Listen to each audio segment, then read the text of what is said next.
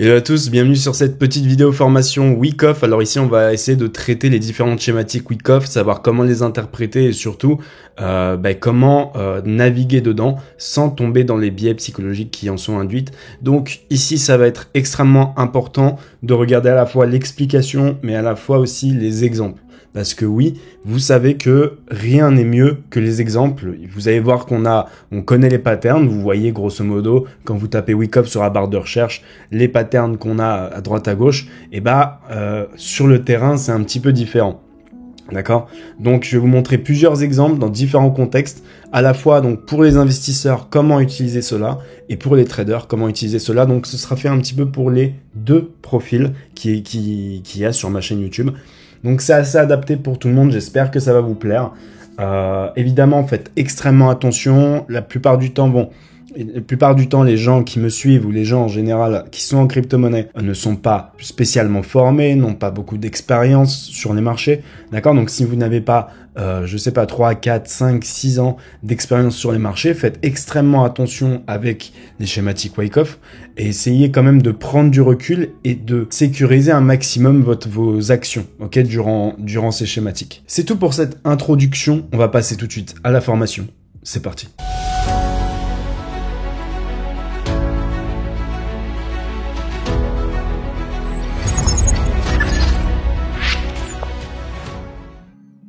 On se retrouve maintenant en face des différentes schématiques Wyckoff. Alors, ce qu'il faut comprendre ici, c'est que Wyckoff, c'est notamment beaucoup de psychologie, d'accord? Ces schématiques-là, c'est beaucoup de psychologie. Donc, ici, l'idéal pour vous en tant que trader particulier, c'est de ne pas tomber dans les biais psychologiques qui seront induits tout simplement de ces différents patterns. Dans une phase accumulative, l'objectif des mains fortes, c'est de accumuler de la valeur en obtenant de la contrepartie, d'accord? Et ici, l'objectif, c'est de se débarrasser de la valeur, de se débarrasser de la supply parce qu'elles en ont trop et effectuer des mouvements baissiers. Évidemment, ces deux patterns sont les mêmes. L'accumulation, c'est le miroir de cette distribution. Cette accumulation, c'est le miroir de cette distribution. Et cette réaccumulation, c'est le miroir de cette redistribution. D'accord? C'est la même chose, mais inversée. Ok, donc ça c'est très important de le savoir dès le début. Wyckoff ici, normalement vous avez déjà vu toutes ces patterns, d'accord, circuler un petit peu sur les réseaux, circuler un petit peu sur Internet. Globalement, ce qu'on ne vous dit pas sur notamment ces patterns, c'est que le plus important, c'est pas effectuer un R, un ST, un SOS, un STB, un Spring, etc. Mais c'est les différentes phases qu'on a au-dessus. Et oui, parce que ça, on n'en parle que très peu. Généralement, c'est pas quelque chose qui intéresse tout le monde. Ce qui va intéresser les gens, c'est de retrouver les patterns, etc. SOS, STB, Spring, etc. Évidemment que c'est toujours important de reconnaître la pattern, tout simplement pour savoir un petit peu qu'on est probablement dans une schématique Wyckoff.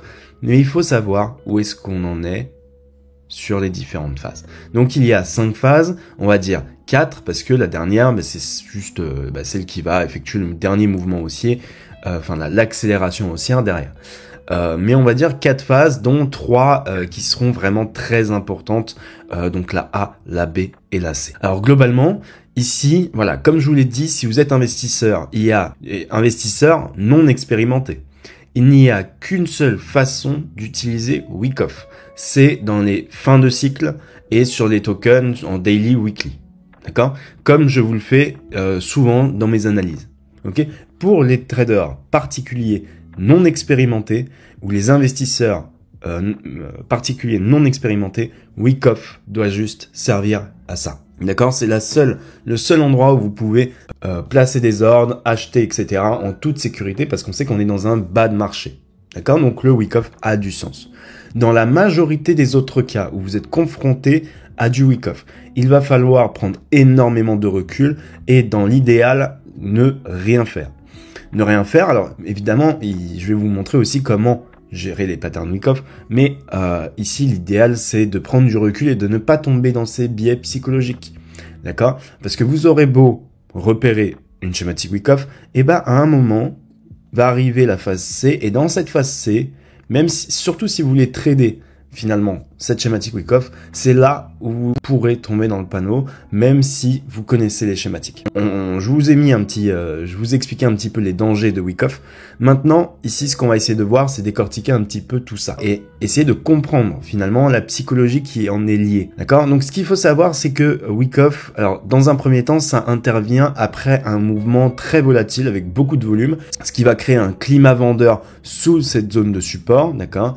Un climat vendeur, ce qu'on va appeler le selling climax. Après le selling climax, ce qu'on doit avoir automatiquement, c'est un automatic rally, donc une réaction automatique du prix. Cette réaction automatique doit forcément intervenir assez rapidement. Ensuite, après l'automatic rally, vient le secondary test, donc le deuxième test finalement de ce rejet qu'on a eu ici, ce qui va conforter les retails et notamment vous sur le fait qu'on est sur une résistance, d'accord, sur cette zone. Le secondary test ne doit pas venir casser le selling climax, mais doit venir s'en approcher tout simplement. Ensuite, évidemment, on aura le SOS. Alors SOS, qu'est-ce que c'est?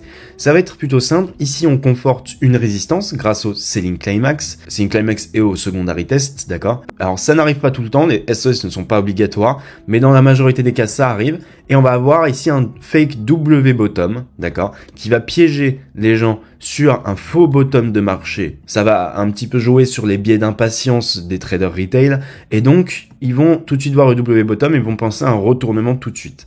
Parce que n'oubliez pas, généralement les gens veulent des mouvements tout de suite.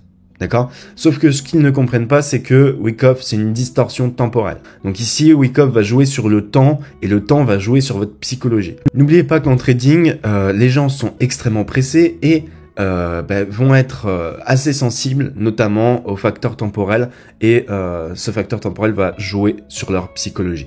Et c'est exactement ce qu'on veut, finalement, d'une schématique Wyckoff. Donc déjà, d'entrée, on va jouer sur votre psychologie, sur vos biais d'impatience, ici. Donc vous serez impatient, vous allez voir un W bottom, et qu'est-ce que vous allez faire? Vous allez acheter. Ici, l'achat des traders retail, va induire et va créer, finalement, un mouvement baissier qui va venir liquider tout le monde et effectuer un premier transfert de valeur, ce qu'on va appeler le STB. Donc dans certains cas, le STB n'est pas forcément obligé de venir casser le selling climax. Il peut arriver que le STB ne fasse pas ça et que derrière on ait quand même un spring. Donc ici, c'est pour ça qu'il ne faut pas accorder tant d'importance sur chaque petit point des schématiques. Tout simplement parce qu'ici, ce qu'il faut comprendre, c'est la psychologie sous-jacente de ces patterns, tout simplement. Donc ici, on part du principe, d'accord, que on va tomber sur une accumulation classique. Ok, où le STB va venir liquider les gens, chercher les stop loss qui sont ici, qui ont été créés par le SOS et par le biais d'impatience, tout simplement, des traders retail. Donc ici, une fois qu'on a effectué cette première liquidation, on a eu dans cette phase-là le premier transfert de valeur, tout simplement. Donc, premier transfert de valeur de main forte aux mains faibles effectué. Deuxième transfert de valeur va se faire à partir du SOS. D'accord? Ce qu'il faut comprendre, c'est que même le STB va être assez long parce que ici, on va avoir une destruction à partir de ce moment-là, une destruction de la volatilité, une destruction des volumes et on va arriver sur une genre de traversée du désert et qui va être assez pénible. Donc ici, on effectue le STB, d'accord? Et derrière, on a une remontée. Cette remontée doit être lente, d'accord? Avec peu de volume, peu de volatilité. Et vraiment, vous devez sentir ici, dans ces phases-là, dans la phase B, entre la phase B et la phase C, après le STB, une forte pression psychologique. Et ici, vous devez être dans le doute. Et il y aura plusieurs possibilités à partir de là.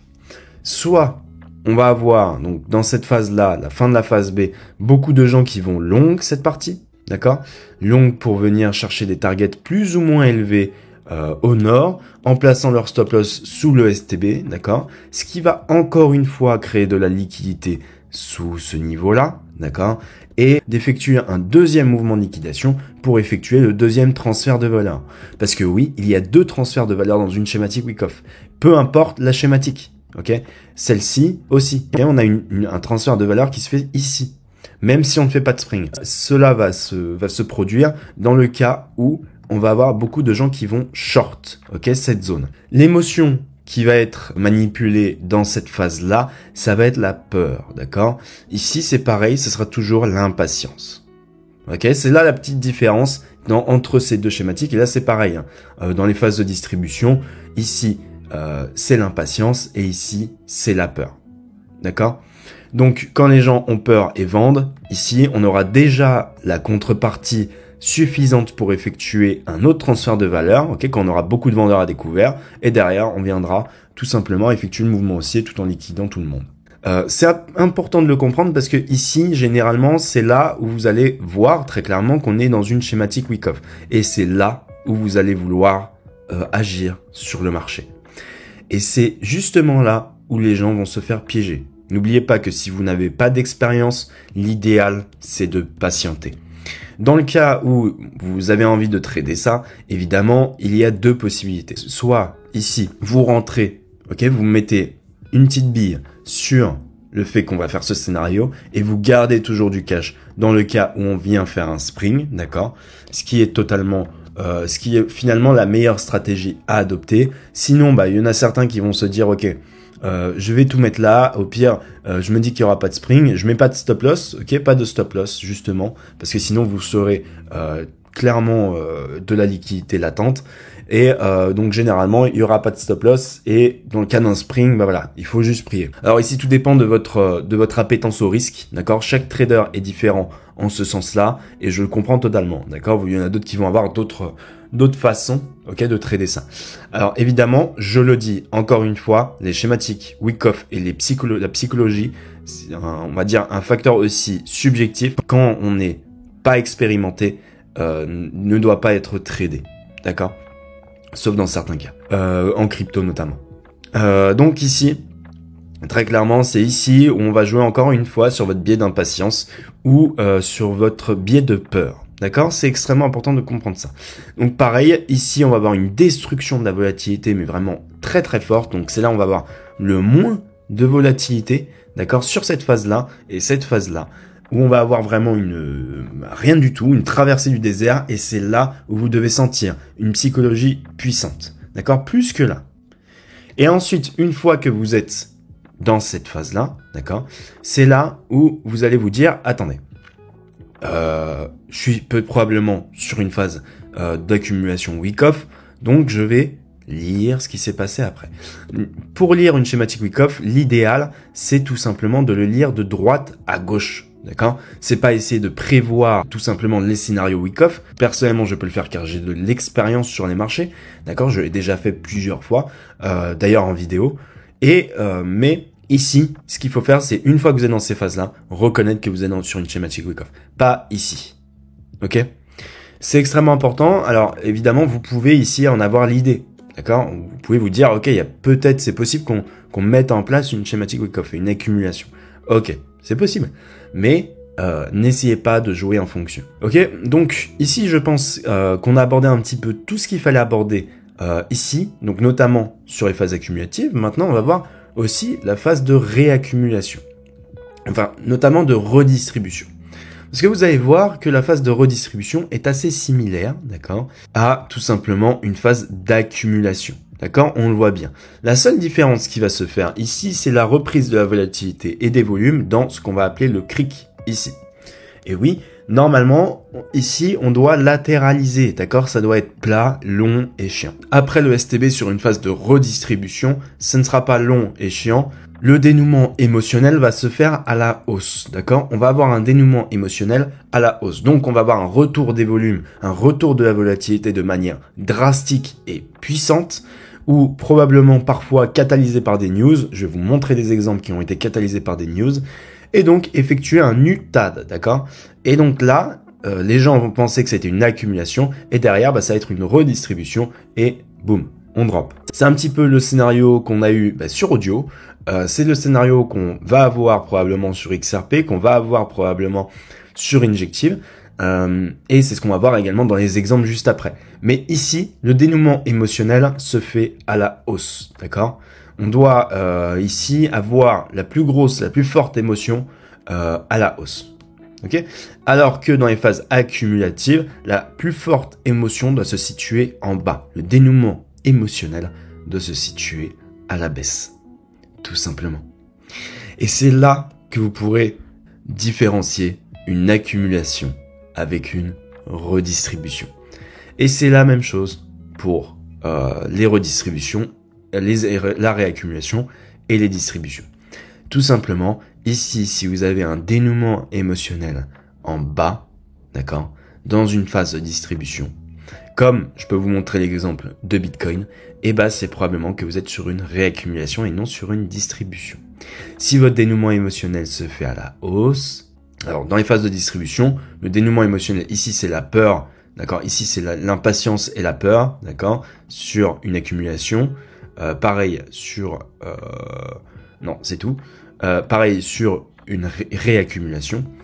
Mais dans les distributions et les redistributions, le dénouement émotionnel doit se situer au nord et c'est un dénouement généralement euphorique. D'accord ? C'est totalement l'inverse. Et c'est pour ça que je vous dis que c'est de la psychologie, parce que vous voyez qu'ici, finalement, on joue sur votre peur et votre impatience, et ici on joue sur votre euphorie et votre impatience. Finalement, c'est exactement la même chose, mais d'un point de vue différent, qui aura une direction et une finalité différente. Donc, ce qu'il faut savoir, dernière chose avant de passer aux exemples, c'est que peu importe où vous en êtes, d'accord, sur cette schématique Wyckoff, si vous êtes bel et bien sur une schématique Wyckoff et que vous en êtes là, vous vous en foutez de si on va faire un STB ou un pas de spring ou un spring, si on va faire un UTAD ou pas d'UTAD, d'accord, c'est plutôt inverse, un UTAD et pas d'UTAD. Ce qu'il faut savoir, c'est que la résolution, quoi qu'il arrive dans une distribution, sera baissière et la résolution dans une accumulation sera haussière. Et il faut s'adapter en fonction. Il ne faut surtout pas essayer de jouer au meilleur trader parce que le marché aura toujours raison, surtout quand il s'agit de psychologie. Donc ne faites pas n'importe quoi. Si vous voulez trader des patterns Wyckoff, tradez-le, mais de manière sérieuse en diminuant vos risques. Ok, on ne bombarde pas les leviers en espérant avoir plus de profit. D'accord, on n'utilise pas les leviers pour avoir plus de profit. On utilise les leviers pour, on va dire, bloquer moins de capital. Donc déjà, ça c'est une première chose qui est extrêmement importante à comprendre dans le trade. Alors pour les investisseurs, vous allez voir que ici, votre but, ça va juste être d'acheter à la fois ceci et à la fois ceci. C'est la méthode la plus simple.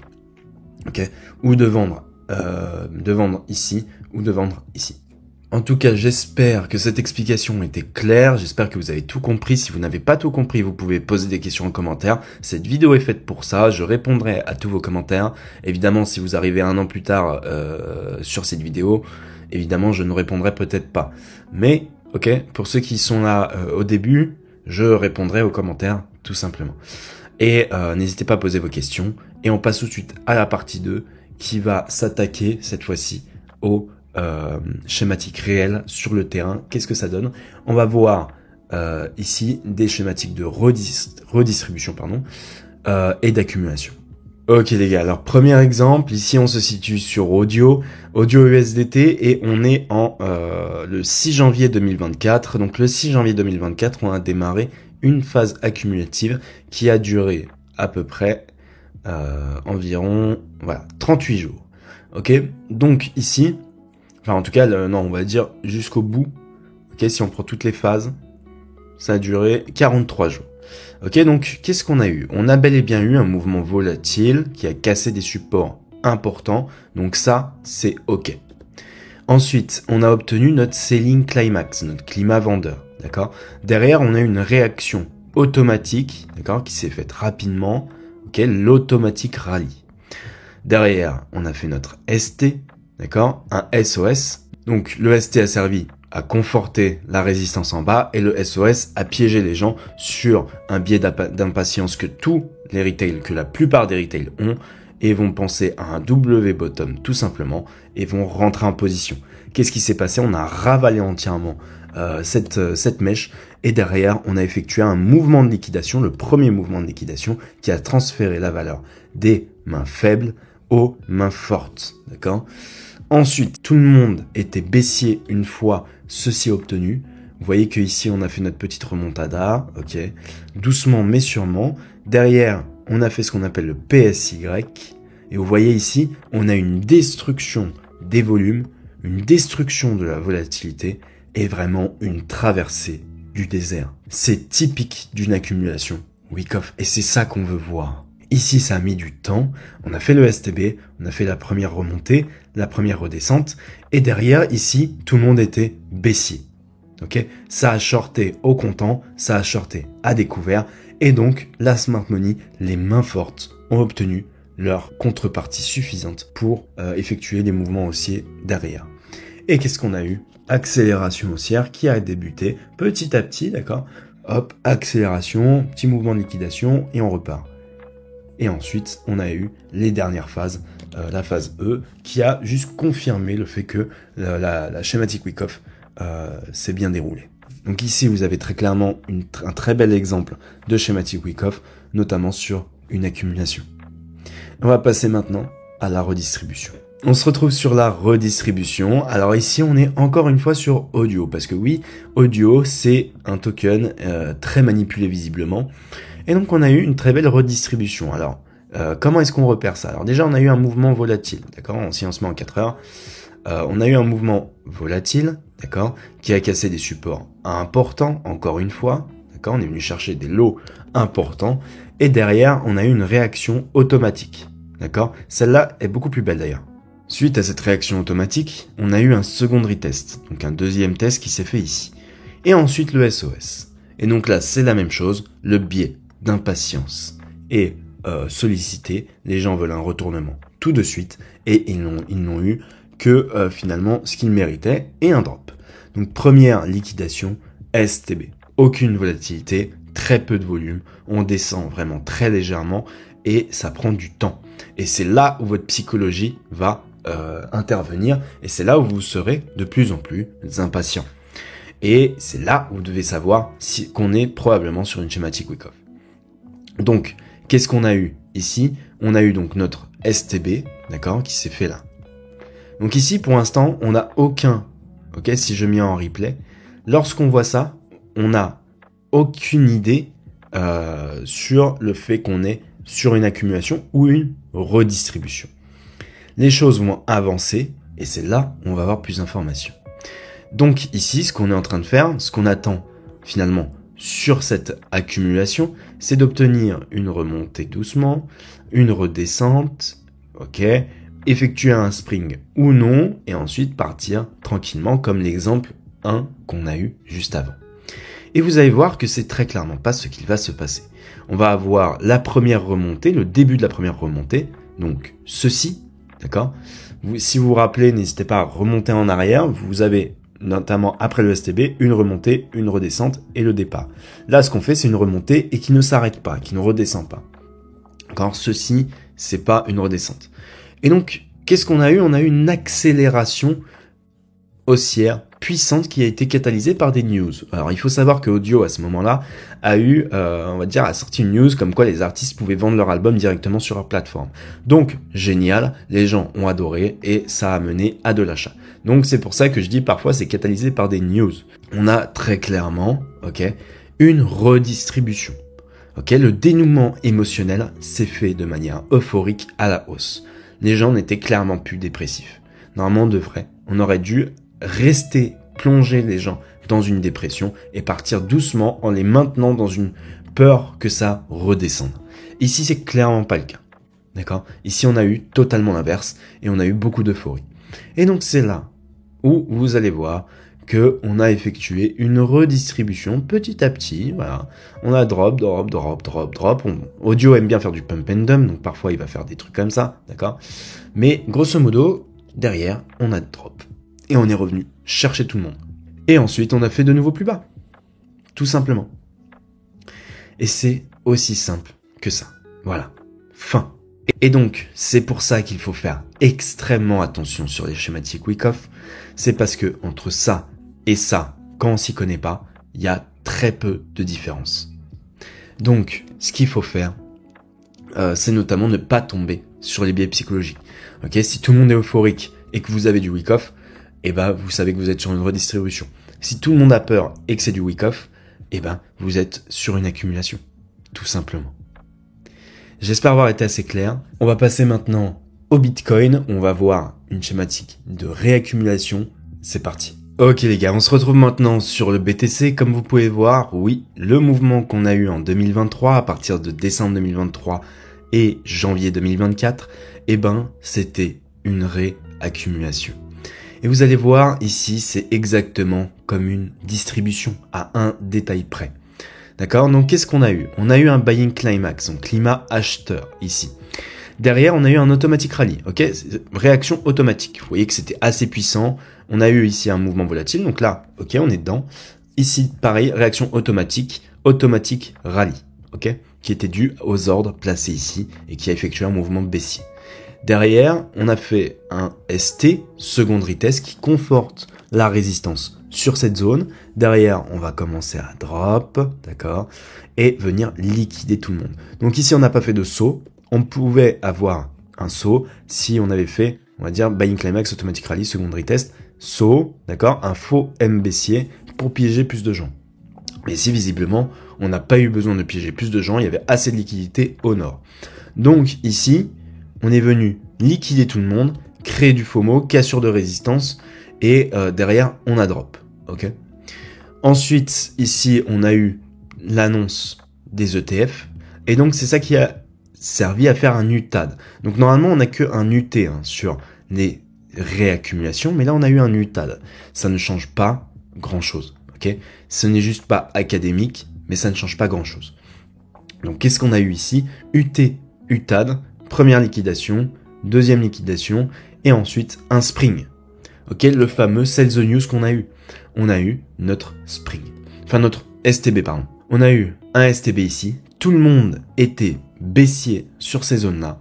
D'accord?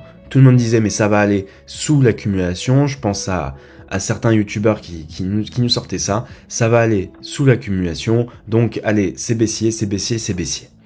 Ok? Et donc, qu'est-ce qu'on a eu? On a bel et bien eu le STB, la peur extrême. Et derrière, on a eu quoi? Le mouvement haussier, tout simplement. Et les dernières phases de cette réaccumulation. Donc oui, ceci était une réaccumulation. Donc je pense que ici, voilà, vous avez un exemple de distribution, enfin de réaccumulation qui ressemble à une distribution. Ok? On va voir ensuite l'exemple d'une distribution pour essayer de compléter un petit peu tout ça. Ok, donc maintenant on se retrouve sur Injective et on va voir un petit peu la distribution qu'on a eue ici. Parce que oui, on a eu une distribution sur cette zone-là. Donc qu'est-ce qui s'est passé? On a eu tout simplement un buying climax. Alors ici, il y a plusieurs façons de l'interpréter. Personnellement, je vais partir sur une interprétation simple pour pas trop vous perdre. Donc selling climax ici, automatic rally qui s'est fait. On peut dire tout ça c'est l'automatic rally. Donc on a eu notre AR, on a eu notre secondary test ici. Donc deuxième test de la résistance, rejet. Là on peut faire un genre de saut, mais on n'a pas fait le saut, mais on a fait quelque chose qui ressemble à un faux M baissier. Donc je considère ça comme un saut. D'accord?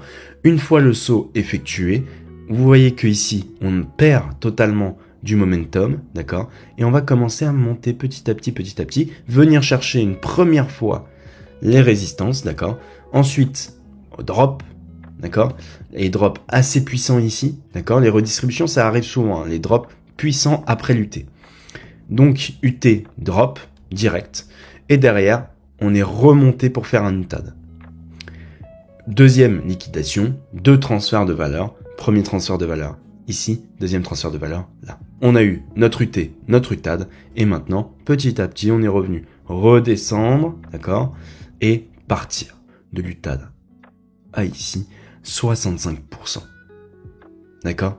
Donc, voilà, typiquement une schématique de distribution. On crée de la liquidité, d'accord? On liquide tout le monde une fois, on recrée de la liquidité, on liquide tout le monde deux fois, et hop, on part. Alors pourquoi on a fait un UTAD? Parce que ici, tout le monde était baissier. D'accord? Tout le monde était baissier ici. Et donc, deuxième liquidation. Tout simplement. Ok, généralement, il n'y en a pas trois. Il n'y en a que deux. Deux maximum.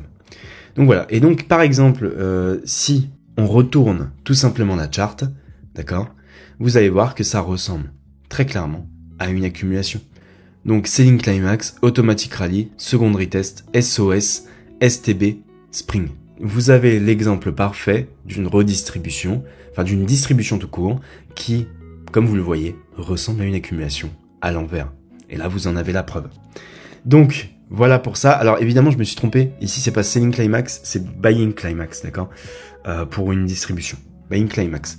Automatic rally, secondary test, saut, UT, d'accord? Je vais vous le mettre Ensuite, maintenant, on va partir sur, avant-dernière chose, 2 exemples de redistribution qui sont en train de se mettre en place ou d'accumulation, d'accord?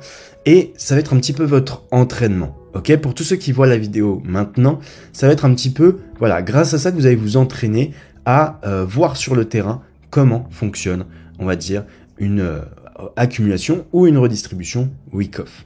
D'accord, vous allez très bien le voir sur des cryptos qui vous concernent. On est en 2024, on est le 24 juillet 2024 si je ne me trompe pas. Et vous allez voir ici, par exemple, sur Injective et sur XRP, des cas probablement de redistribution ou d'accumulation. Donc, qu'est-ce qu'on a ici?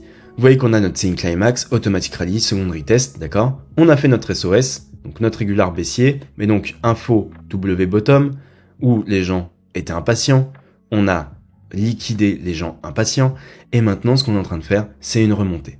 Donc ici, il y a 2 possibilités. À partir de cette zone-là, vous vous rappelez des schématiques, soit on fait une remontée comme ça, et on redescend petit à petit, et on met les gens dans un gros doute, d'accord?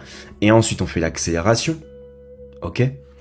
Soit on va tout de suite commencer à partir et avoir un dénouement émotionnel à la hausse et faire un UT. Tout simplement. Cette UT pourrait aller dans notre ITWT Sell Zone, tout simplement, entre les 35 $ et les 40 $ avant de redrop. Ok?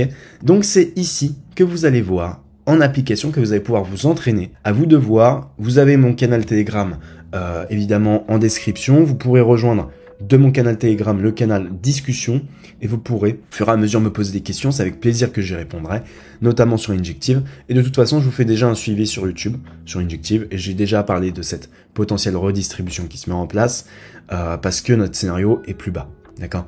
Donc ici, potentielle redistribution, restez extrêmement vigilant, et voilà, entraînez-vous à voir si ça va être une redistribution ou une accumulation. Deuxième exemple qui n'est toujours pas terminé et finalisé, on a XRP qui est potentiellement ici dans une redistribution. Et oui, vous allez le voir ici très clairement, qu'est-ce qu'on a? On a le Selling Climax, Automatic Rally, Secondary Test, Secondary Test. Alors ça, c'est un très bon exemple qui montre que le Secondary Test peut se faire 2 fois, 3 fois, 4 fois. Le pire, c'est Link. Je vous conseille d'aller voir Link après cette vidéo. Vous allez voir le nombre de Secondary Tests qu'on a fait. Donc ici, on a fait derrière un début de SOS qui a mené à une première liquidation. Ok, ici, le STB. Et derrière, qu'est-ce qu'on a eu? Une accélération forte. Donc ici, très clairement, on est potentiellement plus sur une redistribution qu'une réaccumulation. Et donc ici, je vais vous laisser libre cours à également votre entraînement pour essayer de voir si cette redistribution va se mettre en place ou non. Personnellement, XRP, je suis en train de monter un short sur cet asset, tout simplement parce que, comme vous pouvez le voir, évidemment, ça peut s'invalider, ok, dans le cas où, finalement, on a fait un STB, finalement un Spring, d'accord, un test ici et qu'on est parti. Ok, c'est possible qu'on soit également sur une accumulation, mais une accumulation beaucoup moins académique, et de ce que je sais et de mon expérience, le dénouement émotionnel se fait actuellement à la hausse. Donc c'est ça qui m'indique que potentiellement ce qu'on va attendre, c'est de la chute, tout simplement. Donc à vous de voir, ça aussi, à vous de suivre. Vous avez le canal discussion pour m'envoyer vos analyses. N'hésitez pas à m'envoyer vos analyses sur le canal discu. Vous me dites, est-ce que ça c'est une accu, est-ce que c'est une distrib, machin. Entraînez-vous, backtestez ça. C'est comme ça que vous réussirez à comprendre finalement les schématiques Wyckoff. Ok les gars, donc je pense avoir été assez clair dans cette formation. J'espère en tout cas que ça vous aura aidé sur les schématiques Wyckoff. En conclusion, si vous n'êtes pas expérimenté, prenez du recul sur tout ça, n'essayez pas de trader tout de suite ces schématiques, entraînez-vous, apprenez à les comprendre, apprenez à les ressentir et à les voir, et surtout à prendre du recul. Une fois que vous aurez compris ces 4 choses, vous pourrez trader simplement les schématiques Wyckoff. Faites attention à vous, sur les marchés financiers, c'était InTrade We Trust. À la prochaine, ciao.